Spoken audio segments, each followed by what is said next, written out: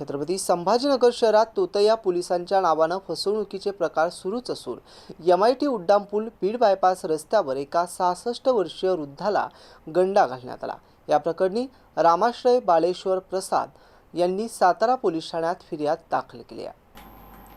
पोलिसांनी दिलेल्या माहितीनुसार 6 जून रोजी दुपारी 1 वाजेच्या सुमारास रामाश्रय प्रसाद हे दुचाकीवरून घरी जात असताना दुचाकीवरील 2 अज्ञात व्यक्तींनी त्यांना थांबवले आणि स्वतःला पोलीस असल्याचे सांगत सोने घालून फिरण्यास मनाई आहे असे सांगून त्यांनी प्रसाद यांच्याकडील 45,000 आणि 30,000 रुपये किमतीच्या 2 सोन्याच्या अंगठ्या काढून घेतल्या।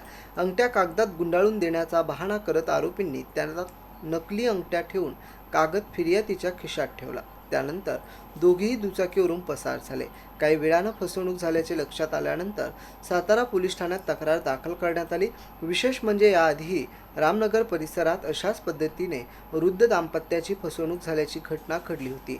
शहरात तोतया पोलिसांच्या नावाखाली सुरू असलेल्या अशा घटनांमुळे नागरिकांमध्ये चिंता व्यक्त केली जाते।